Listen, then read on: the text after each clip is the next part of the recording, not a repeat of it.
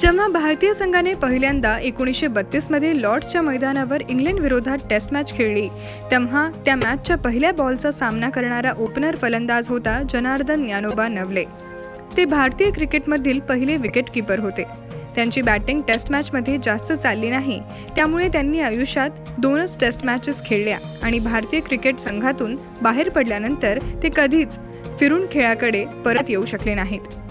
पुढील काळात जनार्दन यांना खूप दारिद्र्य सोसावं लागलं.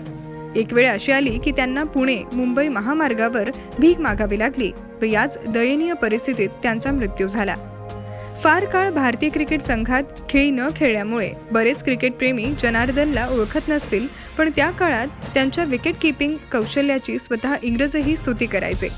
जर तुम्ही एक क्रिकेटप्रेमी असाल तर तुम्हाला best wicket keeper Janardan Dnyanoba Navale यांच्यावर का भीक मागण्याची वेळ आली हे माहीत असायला हवं.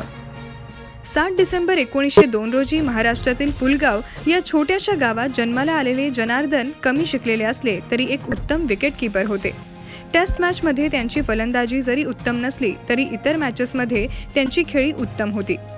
त्यांनी 65 मॅचेस मध्ये 1976 धावा काढल्या, सोबतच 101 कॅचेससह 36 स्टंपिंग घेतले. यावरून जनार्दन यांची उत्कृष्ट खेळी तुम्हाला लक्षात आलीच असेल. एका सामान्य शेतकऱ्याच्या कुटुंबात जन्माला आलेल्या जनार्दन सारखा विकेट कीपर दुसरा कोणी नव्हता.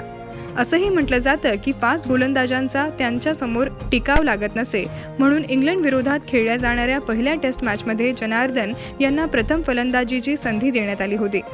जनार्दन यांनी संपूर्ण क्रिकेट पर्वात 2 टेस्ट मॅचेस खेळल्या. त्यापैकी दुसरी टेस्ट मॅच त्यांचं करिअर त्यांच्याकडून हिसकावून घेऊन गेली. त्यांची खेळी उत्तम होती, मात्र टेस्ट मॅच मध्ये त्यांची फलंदाजी हवी तशी चालत नव्हती, म्हणून त्यांना भारतीय क्रिकेट संघातून बेदखल करण्यात आलं. जनार्दन यांनी संपूर्ण क्रिकेट पर्वात 2 टेस्ट मॅचेस खेळल्या. त्यापैकी दुसरी टेस्ट मॅच त्यांचं करिअर त्यांच्याकडून हिसकावून घेऊन गेली. त्यांची खेळी उत्तम होती, मात्र टेस्ट मॅच मध्ये त्यांची फलंदाजी हवी तशी चालत नव्हती, म्हणून त्यांना भारतीय क्रिकेट संघातून बेदखल करण्यात आलं. यामुळे त्यांच्यावर संकटाचा जणू डोंगर कोसळला, तरी त्यांनी हार मानली नव्हती. त्यांनी क्रिकेट संघात परतण्याचे बरेच प्रयत्न केले, मात्र प्रयत्नांना काही यश येत नाहीये हे पाहून दिवसेंदिवस ते खचू लागले. बरेच लोक असेही म्हणतात की त्यांना ग्वालियरमध्ये नोकरी देण्यात आली होती, मात्र क्रिकेट पासून दूर गेल्यामुळे त्यांचे कामात लक्ष लागले नाही आणि ते पुण्याला म्हणजे आपल्या राहत्या घरी परत आले. क्रिकेटच्या विरहानंतर परत घरी आल्यावर जनार्दन यांनी एका साखर कारखान्यात सिक्युरिटी गार्डची नोकरी केली. वेळेनुसार त्यांचे क्रिकेटर मित्रांशी संपर्क विरळ होत गेले. पैशांचीही चणचण जाणवायला लागली होती. सिक्युरिटी गार्डच्या नोकरीतून मिळणाऱ्या पगारात कुटुंबाचा उदरनिर्वाह होत नव्हता. आता त्यांच्याकडे 2 खोल्यांच्या फ्लॅटशिवाय काहीच शिल्लक राहिलं नव्हतं. अशा बिकट परिस्थितीत कसेबसे ते आपलं जीवन व्यतीत करत होते. शेवटच्या दिवसांमध्ये त्यांची आर्थिक परिस्थिती खूपच खालावली होती. त्या काळात क्रिकेट बोर्डही निवृत्त किंवा कमकुवत खेळीमुळे काढलेल्या खेळाडूंची मदत करत नसे. आताप्रमाणे तेव्हा क्रिकेटमधून खूप काही कमाई होत नसे, म्हणून त्यांच्याकडे काही बचतही नव्हती. त्यातल्या त्यात शिक्षणाच्या कमतरतेमुळे त्यांना काही कामही मिळत नव्हतं. जड कामासाठी वयानुसार शरीर साथ देत नव्हतं आणि म्हणून कदाचित त्यांना शेवटी भीक मागावी लागली. त्यांना शेवटचं पुणे मुंबई हायवेवर भीक मागताना पाहण्यात आलं होतं.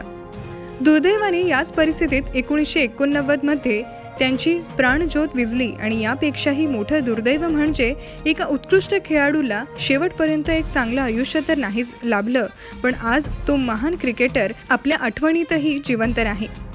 खेळ, मनोरंजन आणि देशभरातील महत्त्वपूर्ण बातम्या आणि माहितीपूर्ण व्हिडिओ पाहण्यासाठी प्राईम मराठीला सबस्क्राईब करा. व्हिडिओ आवडल्यास लाईक करा, मित्रांसोबत शेअर करा आणि आपली प्रतिक्रिया कमेंटद्वारे अवश्य कळवा. पाहत रहा प्राईम मराठी.